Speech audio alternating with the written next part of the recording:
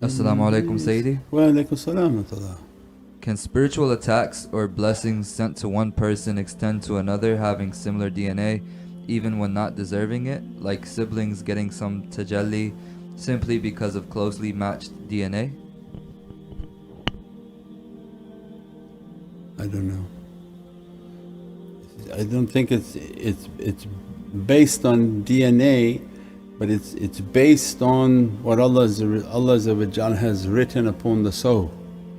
Means your proximity to a sibling is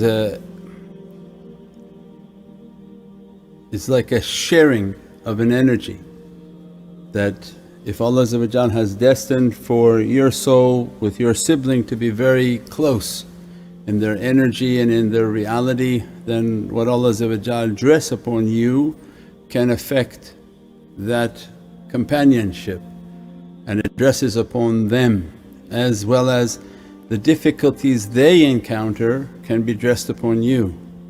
So there are people whom, whether through relationship, not relationship, they have a familiarity in which Allah may link certain realities, and they don't understand if it's based on the DNA, but something it can be understood that way, because the DNA is like a kitab, that what is written and destined for the servant, if Allah has written it into that program, then they have a familiarity, they have a connection, and the connection can also be with someone you don't know. So Allah is free to do whatever Allah wants to write, but there are people whom are connected to you that you may not know, and that their prayers have an effect upon you, that they pray continuously for your goodness. So there's many different systems that Allah has activated, and that we know just through the realities of guidance. Means that the guides are responsible for the souls that they know, and the souls maybe their physicality doesn't know, but their soul is been made aware of, that Allah on the Day of Promises partition those souls to be under the guidance of that shaykh or under the guidance of that reality. So many things are possible, we can't say no to whatever Allah wants, but to say that do we have like a teaching for that? No. So we don't have a direct teaching for that, but everything is possible. So there are people who can be affected by each other, people whom they have a close relationship of the soul, that the good that you do, because the soul is something that you may not be aware of. Its emotions, its attachments, its ability. So for example, if somebody has a very subtle soul, anything they come in touch with, they're involved. If they watch something too emotional, their soul is getting involved.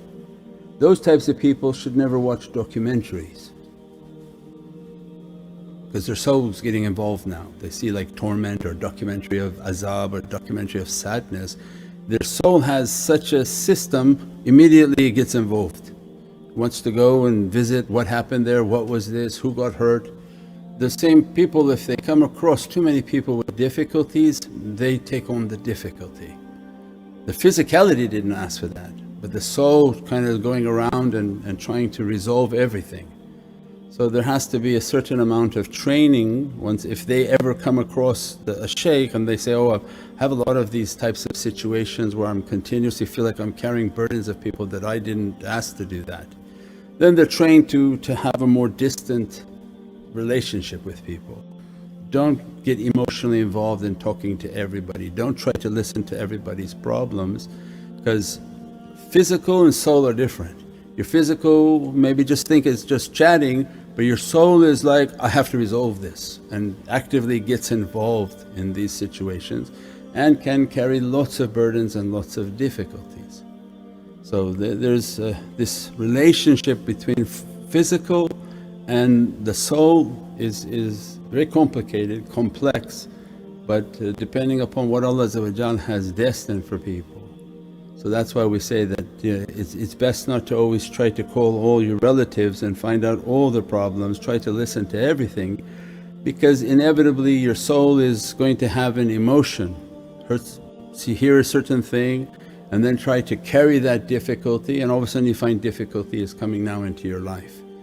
So you have to have a sense of distance and a sense of understanding to protect the nature of your reality, unless Allah give you a strength to do that.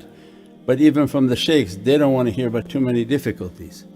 They're, if you say, I want to go find all the people with problems and bring them to you, Sayyidi, no, you're going to collapse them and crush them through the burdens of people.